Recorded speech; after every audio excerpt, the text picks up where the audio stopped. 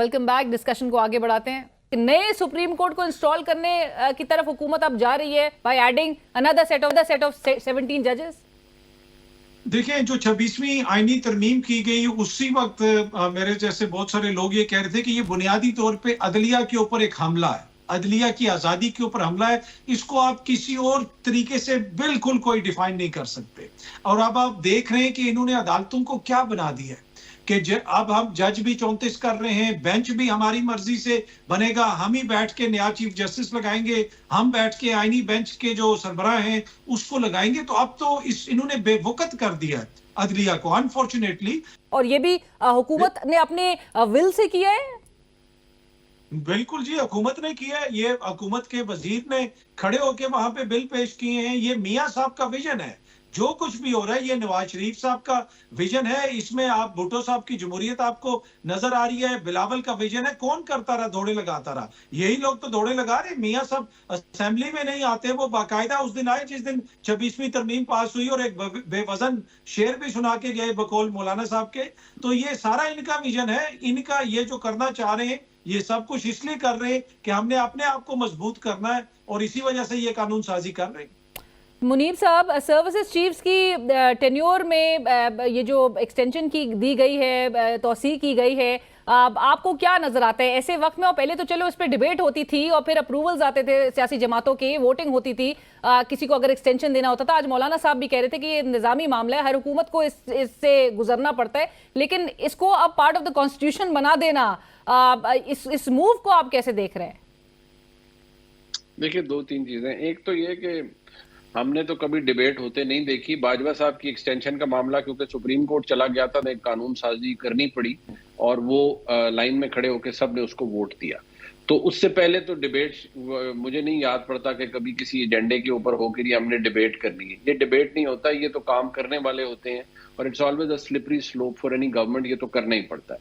दूसरी बात रहेगी जी कि जो अब हुआ है, एक तो ये कि ये पाकिस्तान आर्मी एक्ट के अंदर तरमीम की गई है और ये बहुत अरसा पहले भी मैंने अर्ज किया था कि तमाम काम जो है जरूरी वो इसी साल किए जाएंगे। ये उनमें से एक काम था, बहुत जरूरी काम था और इसको इस साल कर लिया गया है। अब जो इस वक्त फौज की क़यादत है वो 2027 नवंबर तक वही रहेगी। ये निज़ाम को परपेचुएट तो खैर निज़ाम ऑलरेडी खुद को कर ही रहा है, लेकिन एक जो कॉन्टिन्यूटी का प्रोसेस है वो इसी तरह जारी रहेगा। मैं जो जमीनी हालात नजर आ रहे हैं वो मैं आपके सामने बयान कर रहा हूँ। पाकिस्तान तहरीक इंसाफ, मुनीब साहब, वो तो कल के जो अमरीकी सदारती इंतखाब है उससे बड़ी उम्मीदें वाबस्ता किए हुए। अतर साहब, आपको क्या होता दिखाई दे रहा है? ऑल्दो कि वो 7 स्विंग स्टेट्स के हम देख रहे थे, ओपिनियन पोल्स तो अभी बड़े एक मिक्स्ड किस्म के जो है वो सूरत सामने नजर आ रही है। अभी यू कांट टेल के कैमला हैरिस जो है उनको बढ़तरी हासिल है या डोनाल्ड ट्रंप जो है वुड स्वीप दीज इलेक्शंस। लेकिन आपको लग रहा है कि इवन डोनाल्ड ट्रंप के री इलेक्शन के नतीजे में पाकिस्तान तहरीक इंसाफ की मुश्किलात आसान होती हुई दिखाई दे रही है?